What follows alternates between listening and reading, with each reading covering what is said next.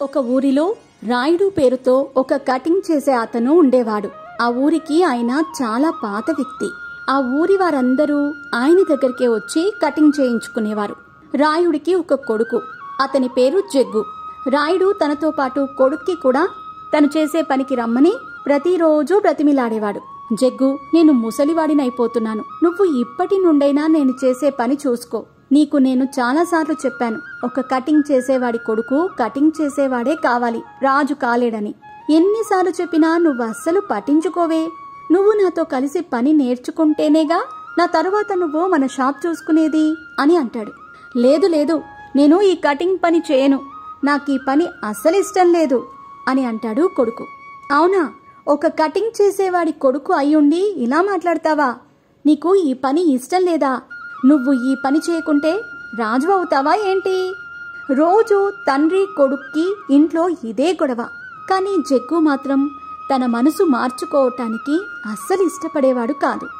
తండ్రితో రోజు గొడవ పడలేక ఒకరోజు బ్యాగ్ తీసుకుని ఇల్లు వదిలి వెళ్ళిపోతాడు జగ్గు. జగ్గు తన ఊరు వదిలి వేరే ఊరు వైపు నడుచుకుంటూ వెడుతూ, నేను ఈ ఊరు వదిలి వేరే ఊరు వెళ్ళి నా కొత్త జీవితం మొదలు పెడతాను. అక్కడ నన్ను ఎవరూ గుర్తుపట్టరు. నేను అక్కడ ఎవరికీ చెప్పను నేను ఒక కటింగ్ చేసేవాడి కొడుకునని అని అనుకుంటూ వెళతాడు. అలా నడుచుకుంటూ తను ఉండే ఊరికి చాలా దూరాన ఉన్న రామాపురం అనే ఊరికి చేరుకుంటాడు.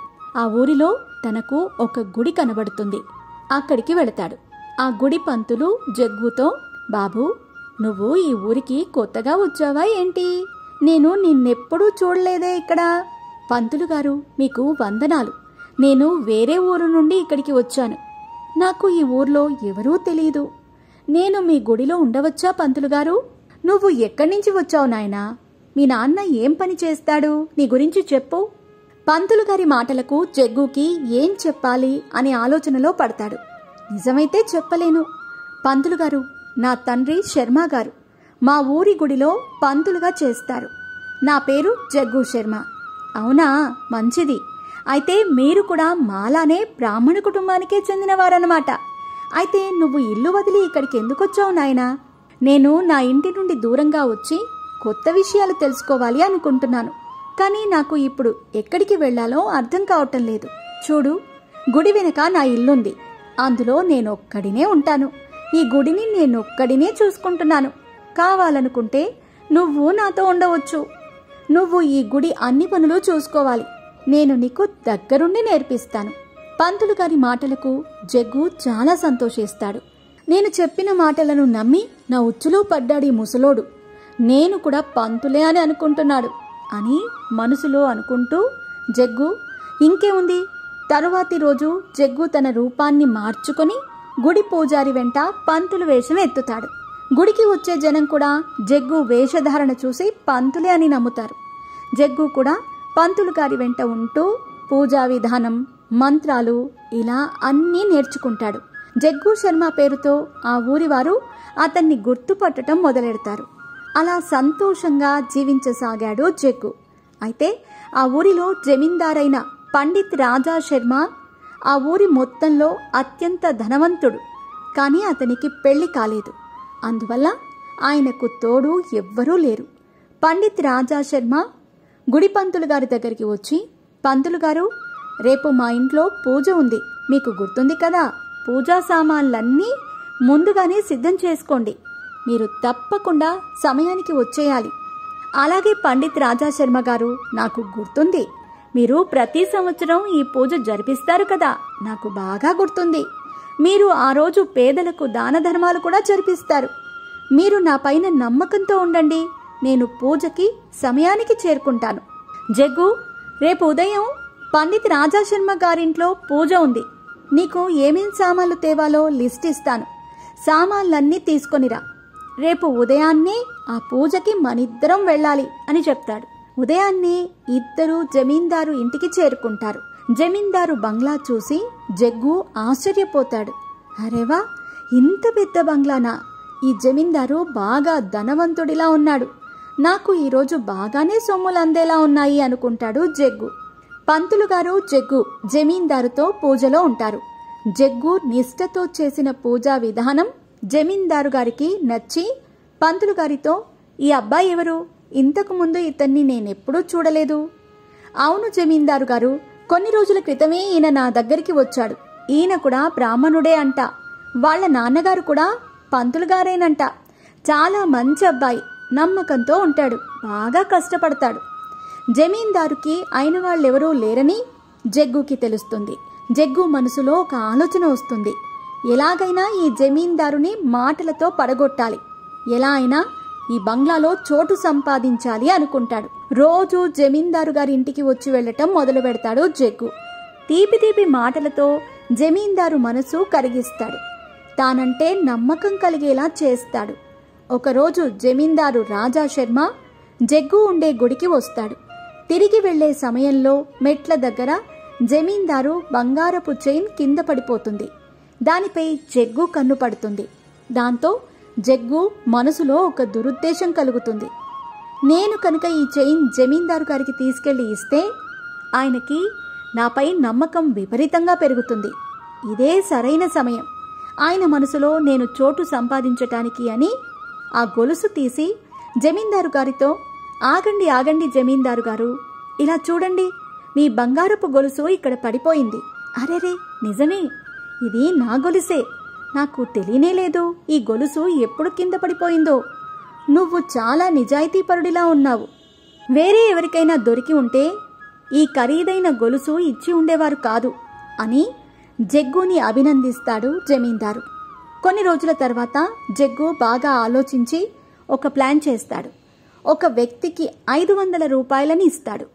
మీరు నాకు ఒక చిన్న పని చేసి పెట్టాలి. పండిత్ రాజా శర్మ గారు ఉదయాన్నే గుడికి వచ్చి వెళ్లేటప్పుడు దారిలో మధ్యలో ఎవరూ ఉండరు. అప్పుడు నువ్వు ఆయన్ను దారి మధ్యలో ఆపి జేబులో ఉన్నవి తీసుకో. అప్పుడు నేను అక్కడికి వచ్చి నీతో గొడవ పెట్టుకుంటాను. నువ్వప్పుడు నన్ను కొట్టినట్టు నటించు, నేను కూడా నిన్ను కొడుతున్నట్టు నటిస్తాను. అప్పుడు నన్ను విడిపించుకొని అక్కడి నుండి పారిపోవాలి అని చెప్తాడు. అనుకున్నట్టే జమీందారు ఉదయాన్నే గుడికి వచ్చి తిరిగి ఇంటికి వెళుతూ ఉంటాడు. అదే సమయంలో ఆ గుండా అక్కడికి వచ్చి జమీందారుని ఆపి జేబులో నుండి పర్సు తీసుకుంటాడు. అప్పుడు అక్కడికి జగ్గు వచ్చి ఆ గూండాని కొడతాడు. అలాగే గూండా చేతిలో దెబ్బలు కూడా తింటాడు. గూండా దగ్గర నుండి పర్సు తీసుకొని జమీందారు గారికి ఇస్తాడు. జగ్గు చేసిన పనికి జమీందారు చాలా సంతోషిస్తాడు. ఈరోజు ఈ జగ్గు ఇక్కడికి రాకుంటే ఏం జరిగి ఉండేదో అని భయపడతాడు. జమీందారు రాజాశర్మ ఒకరోజు గుడి పంతులు గారిని తన ఇంటికి పిలిపిస్తాడు. చూడండి పంతులు గారు, నేను మీతో ఒక మాట చెప్పాలి అనుకుంటున్నాను. నాకు మీ దగ్గర ఉండే జగ్గు అంటే చాలా ఇష్టం.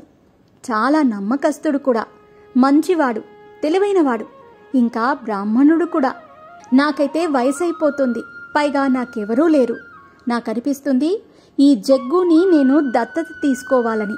ఆ మాటలకు గుడి పంతులు గారు కూడా చాలా సంతోషిస్తారు. జమీందార్ గారు, మీరు చెప్పినట్టుగానే జగ్గు చాలా మంచి వ్యక్తి. మీరు దత్తత తీసుకుంటే ఆయన జీవితం బంగారం అవుతుంది అని చాలా సంతోషపడతాడు గుడి పంతులు గారు. జమీందారు చెప్పిన మాటలు పంతులు గారు గుడికి వచ్చి జగ్గుకి చెబుతాడు. ఆ మాటలు విన్న జగ్గు ఆనందానికి అవధులుండవు. నా కోరిక నెరవేరింది అని మనసులో అనుకుంటాడు. బయటకి నటిస్తూ, మిమ్మల్ని వదిలి నేనెలా వెళ్ళాలి గురువుగారు? నేను లేకుండా మీరొక్కరైపోతారు పంతులు గారు. నన్ను బలవంత పెట్టకండి. మిమ్మల్ని వదిలి నేను ఎక్కడికి వెళ్ళను అని ఏడుస్తున్నట్టు నటిస్తాడు జగ్గు. జగ్గు, నువ్వు నా కోసం ఆలోచించకు. నీ భవిష్యత్ మీద దృష్టి పెట్టు. నువ్వు ఎంత దూరం వెళుతున్నావని బాధపడుతున్నావు? ఈ ఊరిలోనే కదా ఉంటావు. మనం రోజూ కలుసుకుందాం. నువ్వు నీ మనసులో ఏమీ పెట్టుకోకుండా జమీందారు గారి దగ్గరికి వెళ్ళటానికి తయారవ్వు జగ్గు అని అంటారు పంతులు గారు. ఈ పంతులు ఇంత తొందరగా నన్ను నమ్ముతాడని నేను అనుకోలేదు.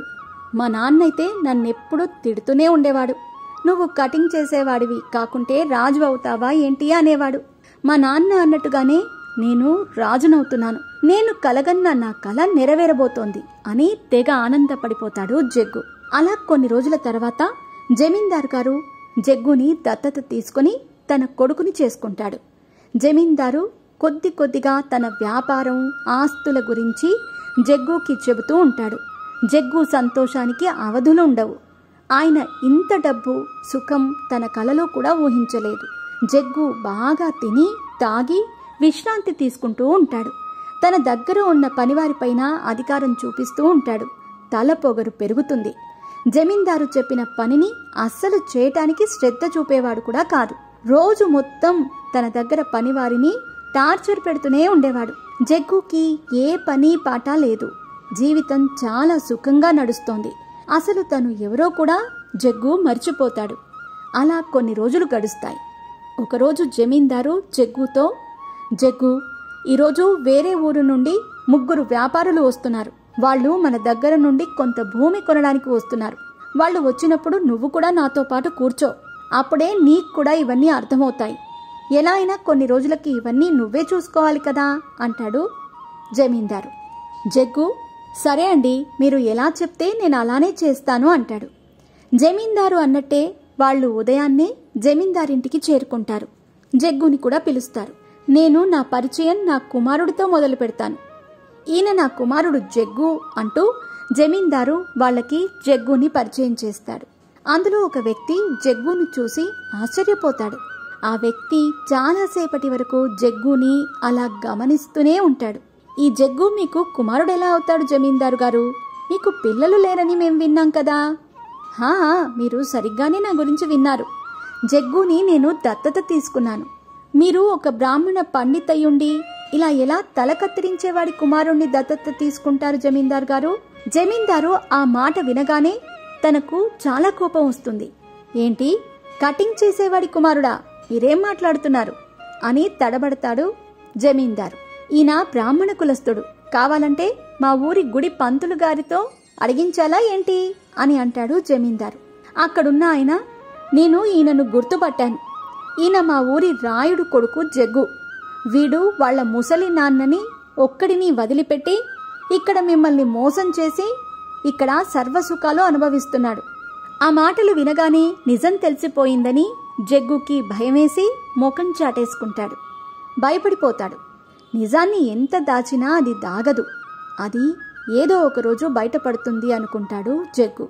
అందరికీ నిజం తెలిసిపోయిందని భయపడి అందరి ముందు జమీందారుని క్షమాపణ అడుగుతాడు. నేనే మీకు అబద్ధం చెప్పాను జమీందారు గారు. వీళ్ళు చెప్పింది నిజమే. నేను ఒక కటింగ్ చేసేవాడి కుమారుడిని. గుడిలో పంతులు గారితో పాటు ఉండటానికి నేను ఈ అబద్ధం చెప్పాను అని నిజం ఒప్పుకుంటాడు. ఆ మాటలకి జమీందారుకి చాలా కోపం వస్తుంది. తన పనివారిని పిలిచి జగ్గుని తన ఇంటి నుండి బయటకి తోయిస్తాడు. జగ్గు గురించి తెలుసుకొని ఆ ఊరి జనం ఆయన్ని కొట్టి ఊరి నుండి బయటకి తరిమేస్తారు. అలా జగ్గు తన సొంత ఊరికి వచ్చేస్తాడు. జగ్గును చూసి ఆయన తండ్రి చాలా బాధపడతాడు. తన గుండెలకు హత్తుకొని, నన్ను వదిలి ఇన్ని రోజులు ఎక్కడికి వెళ్ళిపోయావు జగ్గు? నువ్వెక్కడికి వెళ్ళావో తెలియక నేను వెతకని చోటంటూ లేదు అని ఏడుస్తాడు రాయుడు. జగ్గు తను చేసిన తప్పుని తెలుసుకుంటాడు. తన తండ్రిని క్షమాపణ అడుగుతాడు. నేను నిన్ను చాలా బాధ పెట్టాను నాన్న. బాగా ధనవంతుడిని అవ్వాలనే ఆలోచనలో నేను తప్పు మార్గాన్ని ఎంచుకున్నాను. జనానికి అబద్ధాలు చెప్పి నమ్మించాను. మిమ్మల్ని ఒంటరిగా వదిలి వెళ్ళిపోయాను. నేను చాలా తప్పులు చేశాను. నాకిప్పుడు తెలిసి వచ్చింది అని చాలా బాధపడతాడు జగ్గు. నేనిక నుండి ఏ తప్పు చేయను. నాకిప్పుడు అర్థమైంది. మనం చేసే పని చిన్నది పెద్దది అని అనుకోకూడదు. నిజాయితీతో మన పనిని మనం నిర్వర్తించాలి అని తెలుసుకున్నాను. నువ్వు నీ తప్పు తెలుసుకున్నావు. నాకది చాలు అని తండ్రి చాలా సంతోషపడతాడు. ఈ వీడియో నచ్చినట్లయితే లైక్ చేయండి. Thank you.